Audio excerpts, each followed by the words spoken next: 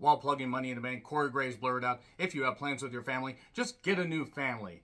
That is entirely too goddamn easy. It would be unfair for me to take a shot at the dollar store version of CM Punk that is Corey Graves. The man that tries to channel Bobby Heenan, even though he isn't as good as Bobby Heenan was during the last few years of his life when he couldn't even talk.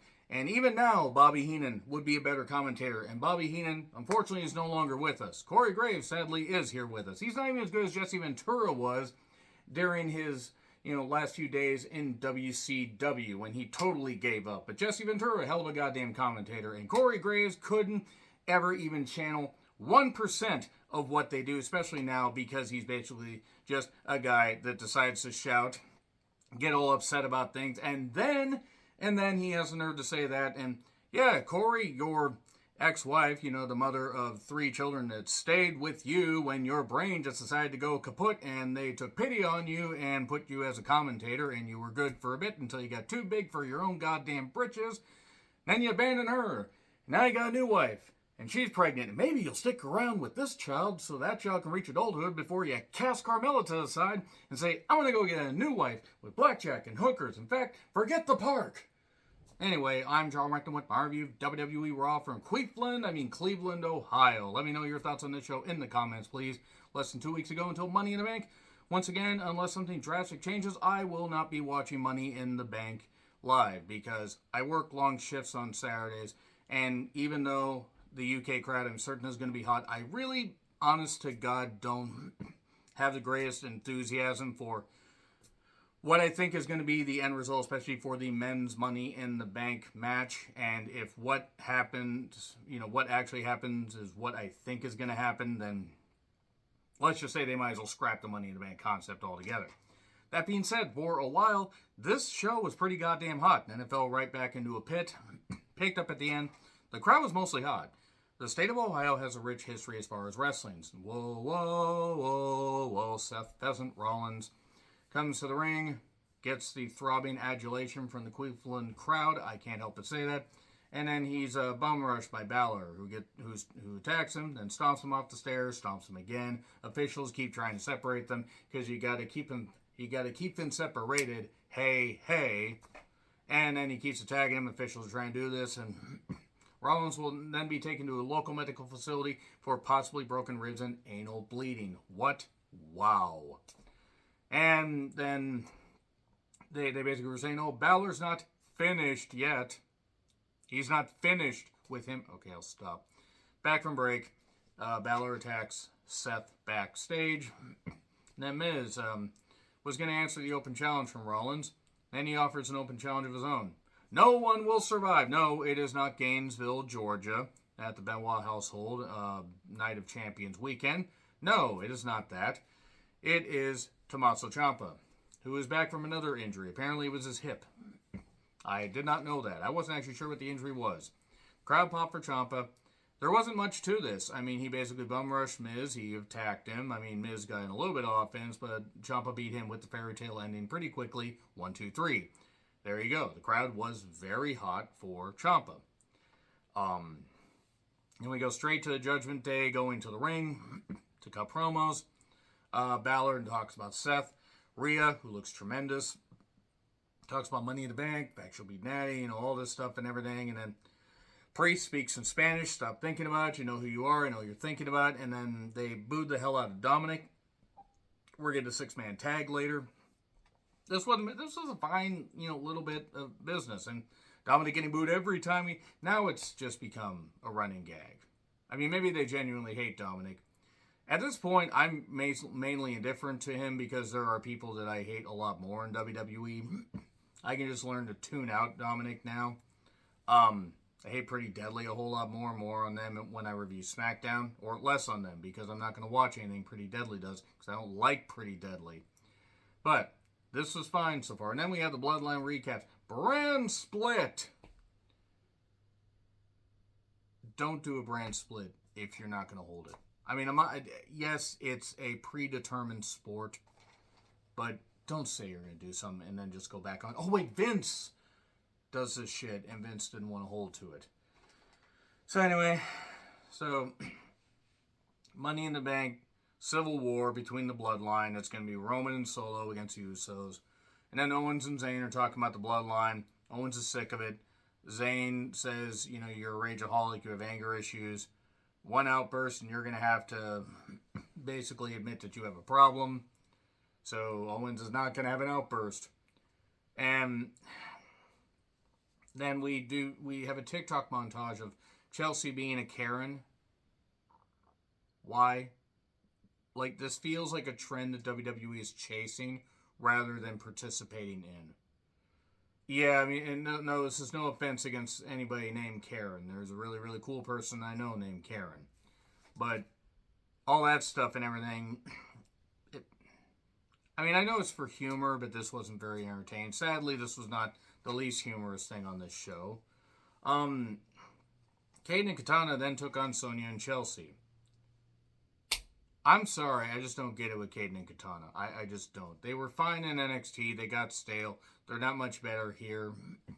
Sonya taking the pin again. I'm amazed that Katana did not crush her ribs because they badly timed that finish. Good fucking job there, you January 6th pixie. Anyway, look at her Instagram, folks. Just saying, she's not exactly capital Cat Nazaro is what they should have called her. But anyway, it was fine for what it was. Crowd was into it. Kathy interviews Cody on the stage. Cody says the sixth man is on.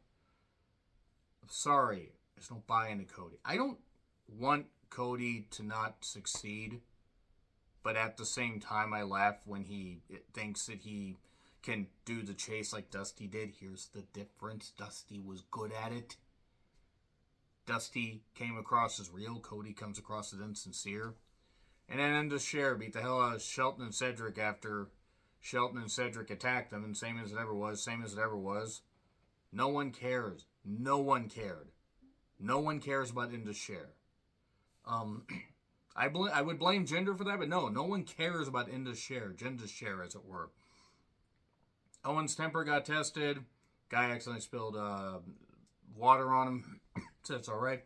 Then Riddle started to anger him. And then he's like, yeah, it's great stuff. Riddle, touch him. Don't touch me. See, that was funny.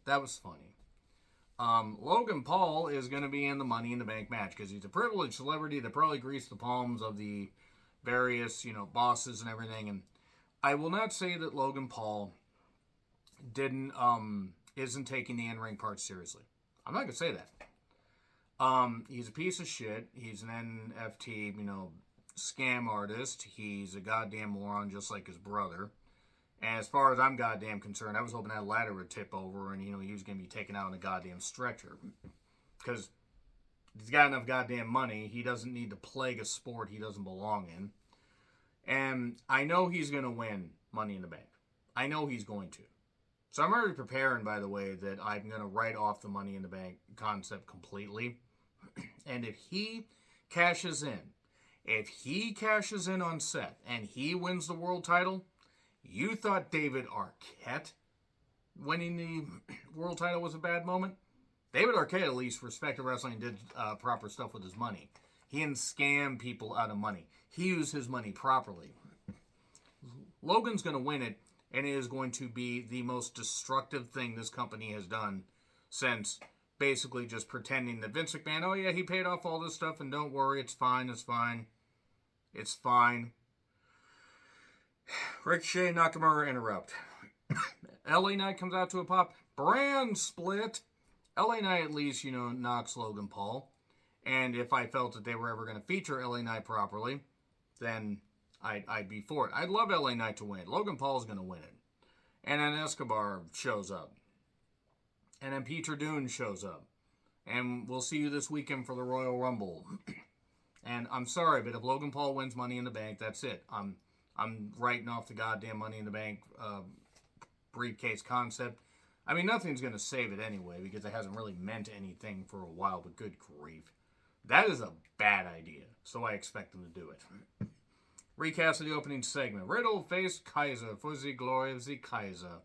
And Riddle can work. Kaiser can work. The problem is, Riddle's a goddamn creepy, oily douche nozzle, and I don't want to see him.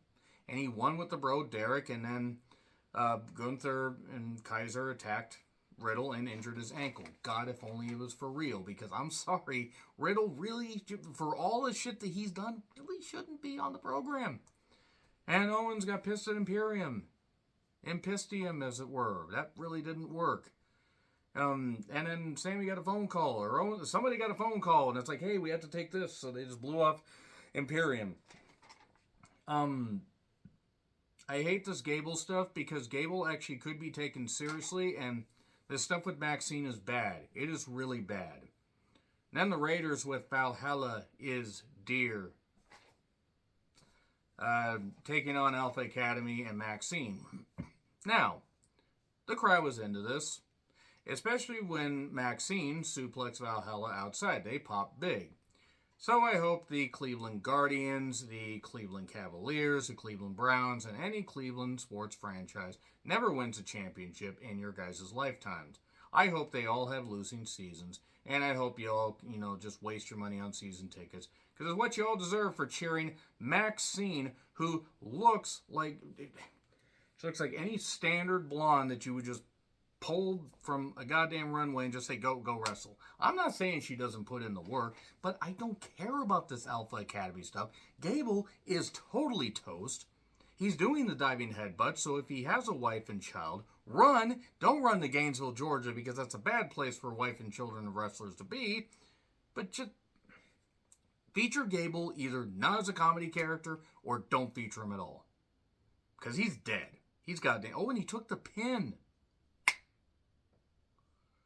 Anyway, Natty is wondering if she's going to be able to, prove herself. And then the match with Rhea doesn't start. Are they trying to get Natty to quit, or are they going to have her just as a coach in NXT? Are they going to send her to NXT for a bit to feud with people? Might not be the worst idea in the world, because I don't know what else you do with her. She's been there a while, but they could still feature her. She can work. Yeah. Rhea just bounced her around before the bell rang, hit the riptide in the ring, and the referee said no, match was not happening. Tozawa offered to help Cody. Then Owens and Zayn are going to team with him. I think we all saw that coming.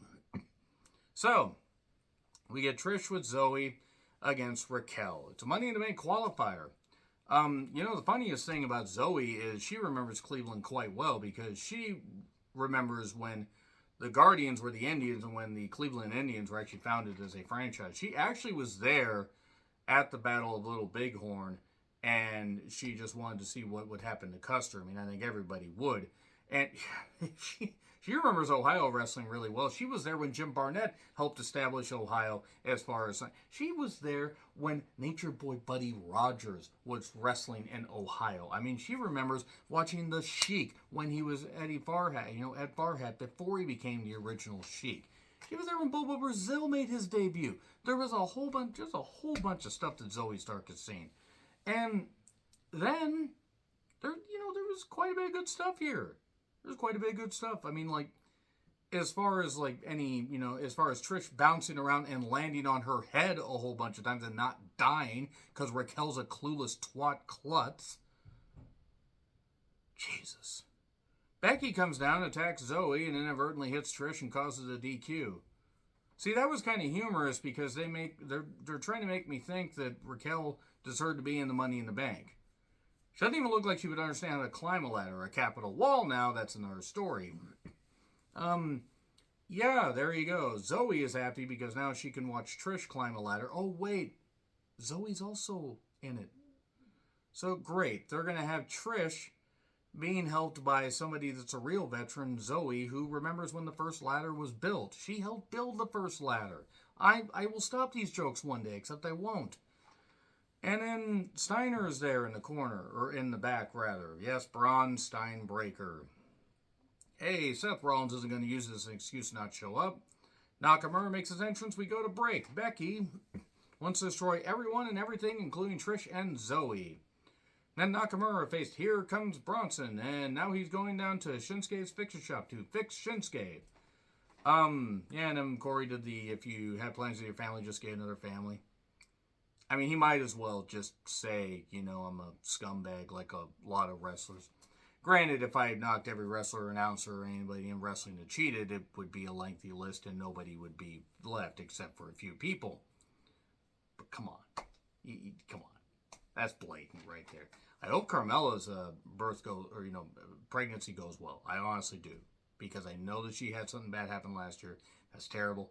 No individual should have to go through that. Hopefully, this will be carried to full term. The kid will be happy and healthy. I hope Corey's brain turns fucking grape jelly, but I hope Carmella and the kid are happy. So anyway, Ricochet shows up. We go to break. I smell interference. Well, Ricochet kind of gets bounced around, and here comes Bronson, gets the victory. Okay. And then Rollins says that he will face Steiner tomorrow. And then when it's time for the main event, whoa. People love Cody. That's fine. I don't. I will root for him to never win the title. I'll vote for it to stay on Roman for the next 5 years. Even though I fear they're going to have somebody else beat Roman for it, and it'll be even less deserving than Cody, but nevertheless, it is Cody, Owens, and Zayn against Judgment Day with Rhea. People were into the match, and there's a lot of moves. They built to hot tags. Rhea kept interfering. Eventually, Cody hit the crossroads on Priest 1, 2, 3. I didn't have anything against the main event, but it's just I tend to zone out with Cody. And I'm not that interested in anything that Zayn and Owens are doing now. I'm just not. It feels like the bubble burst shortly after WrestleMania, maybe right after Backlash. It just doesn't feel like they know what to do with Zayn and Owens. The show, though, hey, the crowd was up for most of it, and it was fine for what it was. Let me know your thoughts in the comments. Like, share, subscribe, Twitter handle in the description. I'm John Recklin. I'll see you soon.